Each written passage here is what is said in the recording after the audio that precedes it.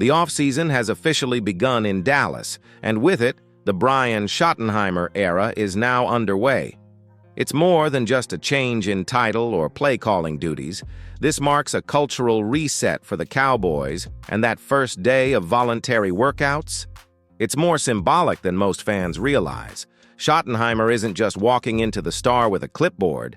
He's walking in with a mission, a new voice, a new tone, and a fresh start after another year that ended in disappointment. And this first phase of the offseason is where the tone gets set, not just for schemes and strategy, but for the entire locker room culture.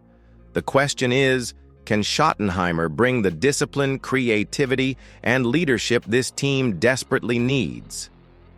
Right now, everything is about connection. This is the moment where trust starts to form between coach and players. You can bet Schottenheimer is watching closely, not just who's showing up, but how they're showing up, the attention to detail, the attitude, the buy-in. Because if you want to make noise in January, the foundation starts in April. So let me ask you directly, my friend, do you believe Brian Schottenheimer can change the face of this team? Drop your take in the comments right now. I'll be reading through and featuring the best opinions in upcoming videos. And hey, while you're here, don't forget to subscribe to the channel and turn on that notification bell. Your support is huge for us as we aim for 13,000 subscribers. We're building this Cowboys community together, one voice at a time. All right, new coach, new energy. But not everything around the Cowboys is as fresh and hopeful. There's a storm cloud forming over a controversial name you probably didn't expect. Just when things were starting to feel like a fresh start in Dallas, a troubling headline hit the news cycle. Delonte Diamond, a personal trainer and outside coach who's worked closely with none other than CeeDee Lamb, was arrested and is now facing serious criminal law charges. And this is way more than just a footnote in the offseason. Let's be clear. Diamond isn't some fringe figure who trained a guy once and disappeared.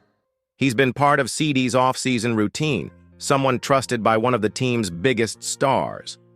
And now, with this scandal out in the open, questions are flying, not just about him, but about the system that allows this kind of access in the first place. The Cowboys, like every other NFL team, have a rigorous in-house training, infrastructure, top-tier facilities, elite staff. But players still turn to personal coaches during the off-season for specialized work, and while that can help elevate their game, it also opens the door to risks the franchise can't control.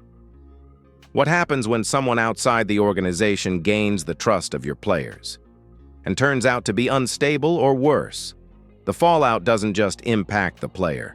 It shakes the entire locker room, and it puts a spotlight on the team's lack of oversight in these external relationships. The real issue here is accountability. How can the Cowboys protect their stars from off-field influences without overstepping?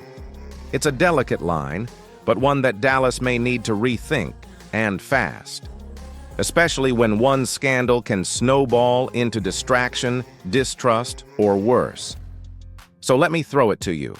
Do you think players should be banned from training with coaches outside the Cowboys organization? Hit the comments and let your voice be heard.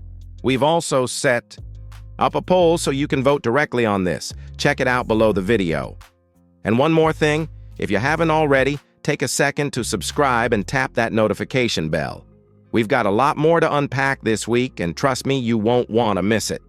Now, while the Diamond case raises ethical concerns, it also exposes something deeper, something that affects the team's core strategy. Because even when outside coaches aren't causing scandal, they might still be doing harm. Here's the part that a lot of fans overlook. Scandals like the Delonte Diamond situation aren't the only reason outside coaching is a red flag. Even when it's all above board, when the trainer has a clean record and a solid rep, it can still hurt the team. And I'm not talking about injuries, I'm talking about strategy. Let me give you a real example. Offensive lineman Terrence Steele and rookie Tyler Guyton have both worked extensively with Duke Manyweather. Now, Duke is well known and respected in O-line. Training circles, no question about it. But here's the catch. He doesn't work for the Cowboys. He's not in Brian Schottenheimer's meetings. He's not part of Mike McCarthy's system. And that's where the problem begins. Football isn't just about strength and technique. It's about cohesion, scheme, execution. When players train with someone outside the building, they're absorbing teachings that may not align with what the Cowboys are installing. It's like learning two different languages at once. You might become fluent in neither. Steele, for instance, came back from injury last season and looked off. Not physically, but mentally. His timing was wrong. His reads were delayed. That doesn't come from rust. That comes from conflicting information. And when it happens on the offensive line, it impacts the whole offense, including the guy taking snaps under center. Now, imagine a young player like Tyler Guyton, raw, talented, but still learning, trying to juggle the Cowboys' scheme with an outside coach's philosophy. That's a setup for failure. And in a league where one missed block can cost you a game, that's unacceptable. This is where leadership matters. Schottenheimer and McCarthy need to draw a clear line. If you're in, you're all in. The Cowboys don't need players half committed to the system. They need unity, consistency, one voice, one plan, one goal. So let me ask you, should the Cowboys demand that all in-season and off-season training be done strictly within the team? Vote now in the poll we set up and let's talk about it in the comments. I want to hear where you stand. And hey, if you're enjoying this breakdown, subscribe and help us hit our goal of 13,000 subscribers. Your support means everything. It keeps this channel going and helps bring more fans like you into the conversation. Now, buckle up because in the next chapter, things get wild. A former NFL QB just suggested trading Dak Prescott for a pass rusher. Seriously. All right, I need you to sit down for this one. Because what I'm about to tell you sounds more like a joke than a serious football take. Former NFL quarterback Kurt Benkert went on social media and actually suggested that the Cowboys should trade Dak Prescott for TJ Watt. And to make things even more absurd, he threw in a swap of draft positions too. I know. Let that sink in. Look, I get it. TJ Watt is a monster, one of the best edge rushers in the league. But trading your franchise quarterback, the guy who just led the NFL in touchdowns and had one of the most efficient seasons of his career for a defensive piece? That's not just bad football, it's terrible team building. Here's the truth. Dak Prescott is the engine of this offense. Whether people want to admit it or not, the Cowboys were number one in scoring for most of the season because of Dak's command of the game. He has total control at the line of scrimmage. He knows this offense inside and out, and he's built chemistry with key weapons like CeeDee Lamb, Jake Ferguson, and Brandon Cooks. Now imagine ripping that heart out and dropping in a pass rusher, no matter how talented he is. Who's throwing the ball? Trey Lance? Cooper Rush? That's not a playoff team. It's a rebuild. And let's not even get started on the financial side. TJ Watt's contract is massive, and Dak is already on the books with a hefty cap number. Trading those deals, while also swapping picks, would be a cap disaster. And for what? A lateral move in talent that creates a vacuum at the most important position in football? Plus, don't forget, we've got Micah Parsons, a generational edge rusher who's due for a mega extension. Why would you commit huge money to another outside linebacker when your own homegrown superstar is waiting to be paid? So I gotta ask you, would you take this deal? Yes or no? Hit the comments and let me know your honest thoughts. I want to see how many fans actually agree with Benkert here, if any. And real quick, if you're loving this kind of Cowboys content, hit that subscribe button and turn on notifications. Let's crush that 13K subscriber mark together. Now stick around, because next we're talking about Kurt Benkert himself and why he might have just crossed the line with Cowboys Nation. Now that we've broken down that ridiculous trade idea, let's talk about the guy who started all of this, Kurt Benkert.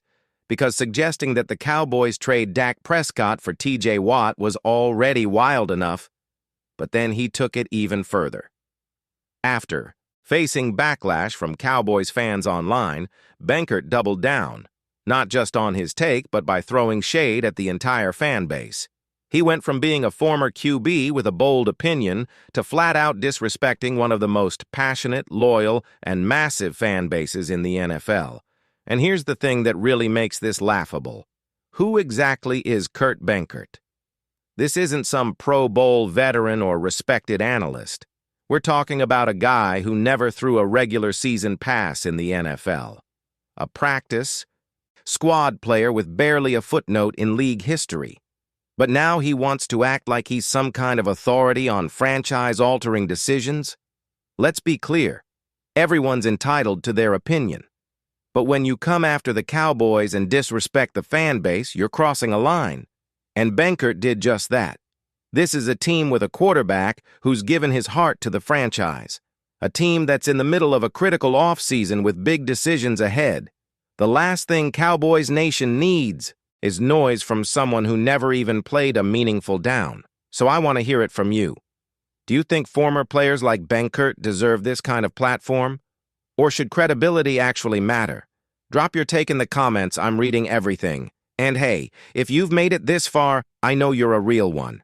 So don't forget to subscribe and hit the notification bell. We're building something special here, and your support means the world. Let's grow this Cowboys community to 13K strong and beyond.